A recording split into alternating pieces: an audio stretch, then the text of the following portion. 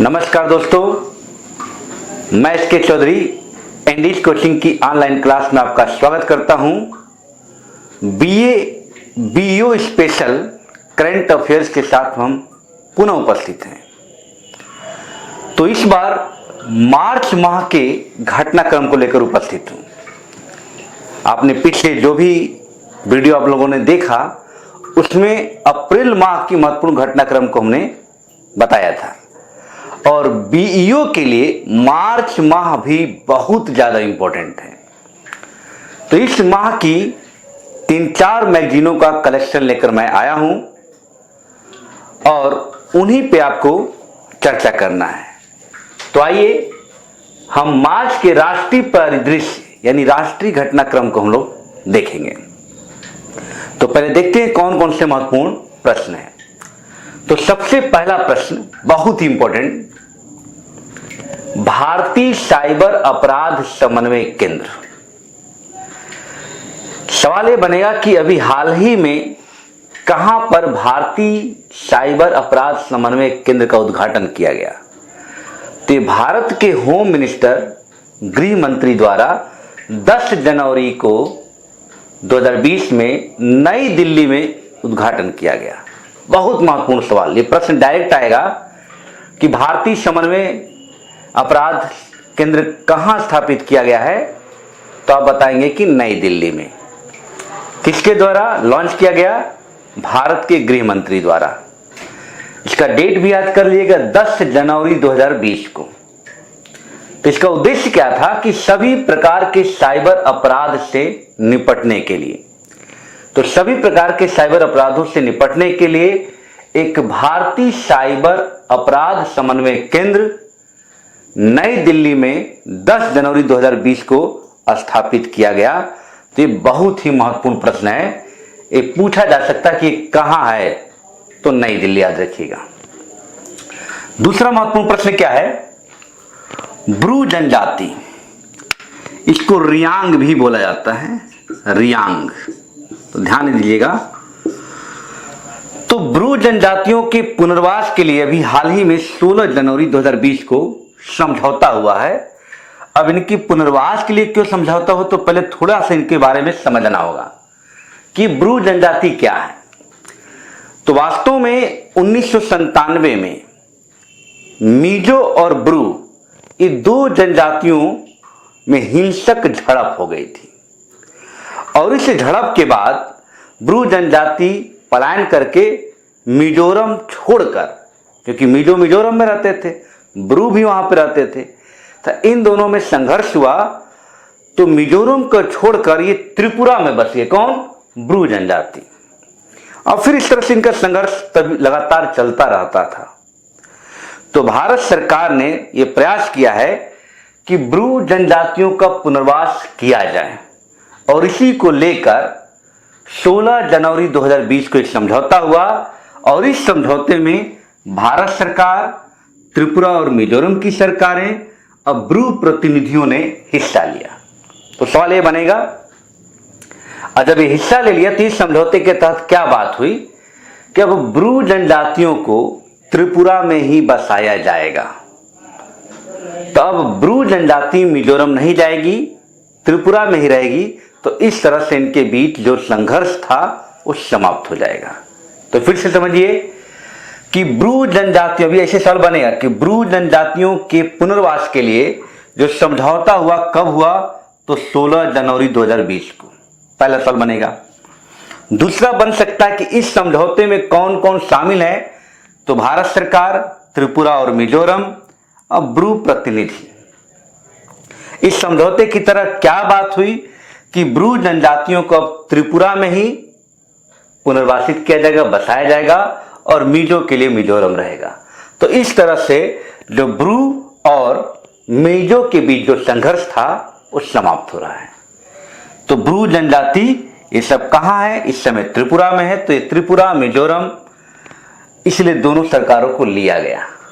तो ब्रू जनजाति का एक नाम रियांग भी है। तो क्लियर है, ये त्रिपुरा, मिजोरम, असम के क्षेत्रों में पाए जाते हैं। तो ये आपके लिए बहुत ही इंपॉर्टेंट सवाल है। तीसरा आते हैं, पोलनेट 2.0 ये क्या, बहुत इंपॉर्टेंट, ये भी पूछा जा सकता है कि पोलनेट 2.0 क्या है। तो यह पुलिस नेटवर्क सेवा है। अगर माने डायरेक्ट आ गया कि पोलनेट 2.0 क्या है, तो आप बोलिएगा पुलिस नेटवर्क सेवा है। ठीक है, इस सेवा को कहां पे विस्तारित किया गया है, तो नई दिल्ली में इस सेवा को लॉन्च किया गया है, नई दिल्ली में। इसके तहत क्या किया जाए कि पुलिस संचार सेवाओं को मजबूती प्रदान की जाएगी, जिससे पुलिस क्या है, हाईटेक हो सके। तो ध्यान दीजिएगा, पोलनेट 2.0 क्या है, एक पुलिस नेटवर्क सेवा है। कहां पे लॉन्च किया गया, नई दिल्ली में इसको शुरू किया गया है 20 जनवरी को, 20 जनवरी 2020 को नई दिल्ली में से शुरू किया गया। और महत्वपूर्ण यह है कि पुलिस संचार सेवाओं को मजबूती प्रदान करने के लिए, पुलिस को हाईटेक बनाने के लिए ये पोलनेट 2.0 शुरू किया गया है। क्लियर। अब आते हैं नेक्स्ट, बहुत इंपॉर्टेंट सवाल कि 71वें गणतंत्र दिवस समारोह के मुख्य अतिथि कौन है। बहुत इंपॉर्टेंट, इस बार जो 26 जनवरी को कौन हमारे यहां मुख्य अतिथि बन के आए थे, तो ब्राजील के राष्ट्रपति जायर बोल्सोनारो। ब्राजील के राष्ट्रपति कौन है, जायर बोल्सोनारो, ये हमारे यहां मुख्य अतिथि बनकर आए थे। बहुत इंपॉर्टेंट सवाल, समझिए एक तरह से प्रश्न आ ही रहा है। और ब्राजील के राष्ट्रपति आए तो उनके साथ कितना समझौता हुआ, तो लगभग 15 समझौते हुए हैं। तो ये आपको जानकारी रखना है, पूछेगी इसी तरह कि इस बार गणतंत्र दिवस पे मुख्य अतिथि कौन आए हैं। प्रश्न हमेशा बना हुआ है, जब भी कोई मुख्य अतिथि हमारे यहाँ आए हैं गणतंत्र दिवस पे तो उनसे सवाल पूछा गया है। तो जायर बोल्सोनारो ब्राजील के राष्ट्रपति हैं। नेक्स्ट आइए, भारत 2020 ऊर्जा नीति समीक्षा, ये क्या है। एक तरह से देखा जाए कि भारत में ऊर्जा संरक्षण को लेकर, ऊर्जा के विकास को लेकर पहली बार नीति आयोग और अंतर्राष्ट्रीय ऊर्जा एजेंसी, इन दोनों ने मिलकर एक समीक्षा जारी किया। और समीक्षा कब, 10 जनवरी 2020 को जारी किया गया। तो ये समझ लीजिएगा, ऐसे सवाल बनेगा इसमें कि भारत 2020 ऊर्जा नीति क्या है। तो आप बोलिएगा कि नीति आयोग और अंतर्राष्ट्रीय ऊर्जा एजेंसी IEA, जिसका मुख्यालय वियना है, तो इन दोनों ने मिलकर भारत की ऊर्जा नीति के संदर्भ में समीक्षा किया। क्यों, क्योंकि आपको पता है SDG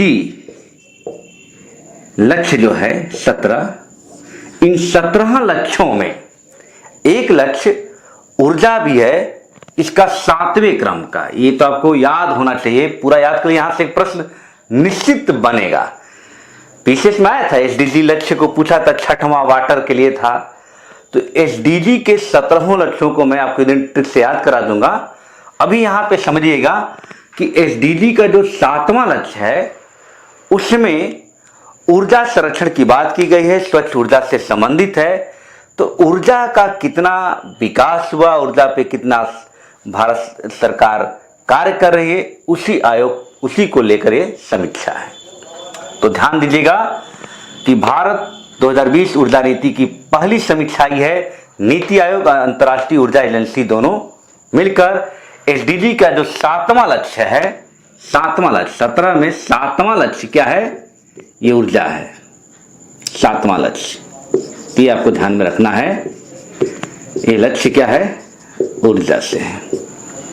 8वां आर्थिक विकास से है, तमाम तरह के। पहला है आपका, इसमें 5 तक मैं आपको कोड बता देता हूं, ये पूछा जाता बहुत।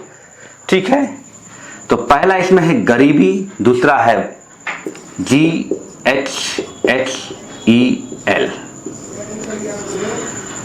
घेल याद करेंगे तो थोड़ा सा 5 याद हो जाएगा। पहला क्या होगा, गरीबी। दूसरा क्या है, हंगर यानी भूख। तीसरा है हेल्थ, हेल्थ मतलब स्वास्थ्य। चौथा है एजुकेशन, एजुकेशन मीन्स शिक्षा। और यहां लैंगिक समानता, देशों में लैंगिक समानता स्थापित करना। तो इस तरह से 5वां ये है। 6ठा आपका वाटर है, और सातवां आपका है ऊर्जा। तो एसडीजी लक्ष्य आपका काम है याद करना, जरूर याद कर लीजिएगा। 17 ये पूछा जाएगा। क्लियर है। अब आइए, Oxford Hindi word of the year 2019 किसको चुना गया है? तो ये ध्यान रखिएगा, इस संविधान को चुना गया है। Oxford Hindi word of the year संविधान को चुना गया है, तो ये ध्यान रखिएगा।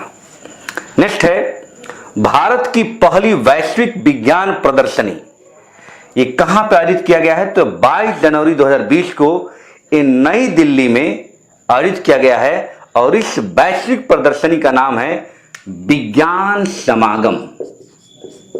विज्ञान समागम, ठीक है। तो विज्ञान समागम ये है आपका गरीबी, एकदम याद कर लीजिएगा। 5 याद करें, 5 आपको और याद करा देंगे, ठीक है। तो ये थे आपके महत्वपूर्ण। एक बार आइए ध्यान से समझ लीजिए क्या क्या याद करना है। ये निश्चित याद करिएगा, बहुत इंपॉर्टेंट है कि भारतीय साइबर अपराध समन्वय केंद्र कहां बनाया गया?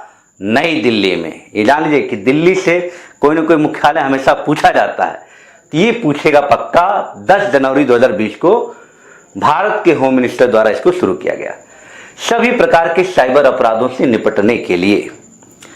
ब्रू जनजातियों को कहां पुनर्वास किया जाएगा? तो त्रिपुरा में।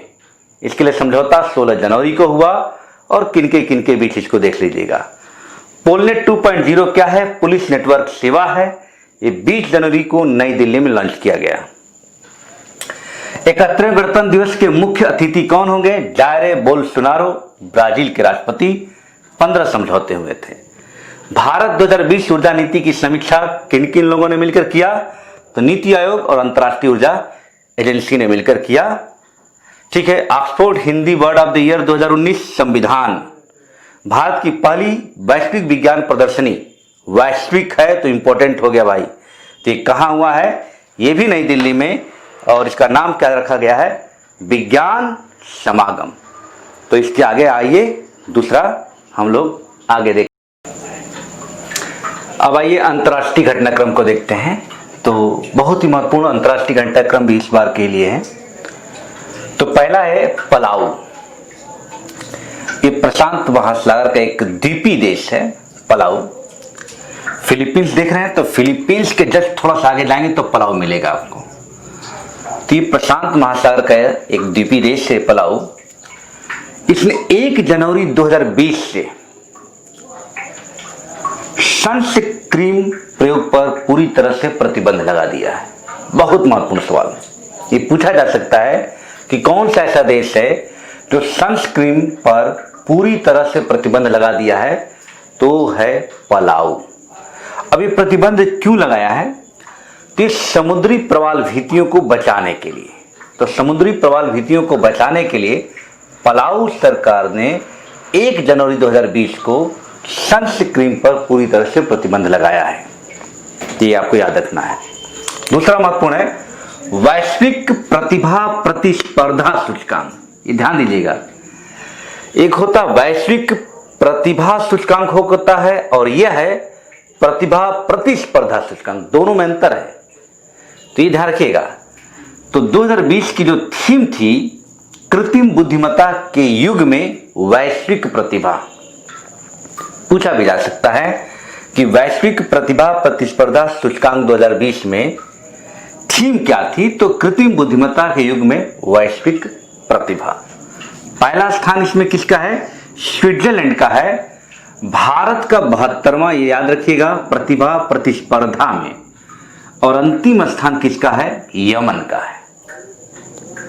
नेक्स्ट आइए, लोकतंत्र सूचकांक 2019, ये 2019 का निकाला गया है। तो इसमें लोकतंत्र सूचकांक में पहले पे है नॉर्वे, भारत है 91वें स्थान पे 51। और इस तरह से भारत की स्थिति त्रुटिपूर्ण लोकतंत्र वाले देशों की सूची में शामिल हो गया। तो एक खराब स्थिति है। और उत्तर कोरिया का स्थान है अंतिम। आप जान ही रहे हैं, तो भूलेंगे नहीं, क्योंकि उत्तर कोरिया में लोकतंत्र कितना आप समझते हैं। तो नॉर्वे का पहला स्थान, अंतिम है उत्तर कोरिया, और भारत याद रखिएगा इसमें 72, इसमें 51। नेक्स्ट आइए, रोहिंग्या समस्या पर 23 जनवरी 2020 को अंतर्राष्ट्रीय न्यायालय द्वारा एक निर्णय आया है। ये निर्णय क्यों आया है? क्योंकि म्यांमार में रोहिंग्या उत्पीड़न को लेकर तमाम तरह के आप न्यूज देखते रहे हैं। तो वहां पे जो रोहिंग्या मुसलमानों के साथ जो उत्पीड़न किया गया वहां के बौद्धों द्वारा, तो इसी संदर्भ में मुकदमा दायर किया था गाम्बिया ने। कहां? अंतर्राष्ट्रीय न्यायालय में। तो उसी मुकदमे के संदर्भ में 23 जनवरी 2020 को निर्णय आया, जिस निर्णय के तहत अंतर्राष्ट्रीय न्यायालय ने म्यांमार सरकार को आदेश दिया कि रोहिंग्या की उत्पीड़न से बचने का क्या आप उपाय कर रहे हैं मुझे बताइए। तो एक तरफ से आदेश दिया है म्यांमार सरकार को कि रोहिंग्या को बचाने के लिए आप क्या काम कर रहे हैं। तो ये बहुत ही महत्वपूर्ण प्रश्न है, तो ये आपको ध्यान में रखना है। नेक्स्ट है वैश्विक सामाजिक गतिशीलता सूचकांक 2020। ये क्या? बहुत इंपॉर्टेंट, क्योंकि यह पहली बार विश्व आर्थिक मंच द्वारा जारी किया गया। तो पहली बार विश्व आर्थिक मंच द्वारा सामाजिक गतिशीलता सूचकांक जारी किया गया। इसमें पहले स्थान पर कौन है? डेनमार्क। भारत का है 76वां और अंतिम है आइवरी कोस्ट 82, 82वां देश है। तो पहली बार ये विश्व आर्थिक मंच द्वारा जारी किया गया, ये आपको ध्यान में रखना है। नेक्स्ट है भ्रष्टाचार बोध सूचकांक 2019। तो भ्रष्टाचार बोध सूचकांक में भी पहला स्थान डेनमार्क का है, भारत है 80वें स्थान पे और अंतिम देश है सोमालिया। तो ये बहुत ही महत्वपूर्ण सारे सूचकांक हैं। इसमें से समझ लिए एक सूचकांक आना ही आना है, तो ये आपको समझ के चलना है। तो इस तरह से मार्च माह के हमने राष्ट्रीय घटनाक्रम और अंतर्राष्ट्रीय घटनाक्रम पे हमने चर्चा किया। फिर से याद कीजिए, सनस्क्रीन पर पूरी तरह से प्रतिबंध लगाने वाला कौन देश है? पलाऊ। और ये कब से लगाया? 1 जनवरी 2020 से। वैश्विक प्रतिभा प्रतिस्पर्धा सूचकांक में भारत का स्थान बहुत इंपॉर्टेंट, ये याद रखिए 72। लोकतंत्र में भारत का स्थान 51, इसको निश्चित याद कीजिएगा। रोहिंग्या सरकार ने जो आदेश दिया अंतर्राष्ट्रीय न्यायालय मुद्दे को लेकर, तो म्यांमार सरकार को क्या आदेश दिया गया? तो म्यांमार सरकार को यह आदेश दिया गया कि आप रोहिंग्या के उत्पीड़न के लिए क्या कर रहे हो, आप किस तरह के काम करने जा रहे हैं, इसका हमें तुरंत जवाब दीजिए। और ये मुकदमा किसने दायर किया था? गाम्बिया ने। तो गाम्बिया ने मुकदमा दायर किया था और अंतर्राष्ट्रीय न्यायालय ने रोहिंग्या समस्या पे म्यांमार सरकार को डांट लगाई है, फटकार लगाई है कि आप इनके लिए क्या कर रहे हैं। तो ये ध्यान रखना है। वैश्विक सामाजिक गतिशीलता सूचकांक 2020 में भारत का स्थान 76, इसको जरूर याद रखिए। और ये पहली बार विश्व आर्थिक मंच द्वारा, क्योंकि ये आर्थिक है और ये सामाजिक गतिशीलता, इसलिए लोग कंफ्यूज हो सकते हैं, कोई अन्य संस्था को लगा सकते हैं, लेकिन ध्यान रखिएगा विश्व आर्थिक मंच द्वारा ये पहली बार जारी किया गया है। अब भ्रष्टाचार बोध सूचकांक में भारत की स्थिति खराब होती जा रही है। अब देखिए 80वां स्थान, तो 80, 76, 72, 51 एक जगह लिख के याद कर लीजिएगा, ये पक्का इसमें से कोई ना कोई आएगा। इसके आगे हम कल वीडियो लेकर आएंगे, तो लाइक कीजिए, शेयर कीजिए और सब्सक्राइब कीजिए।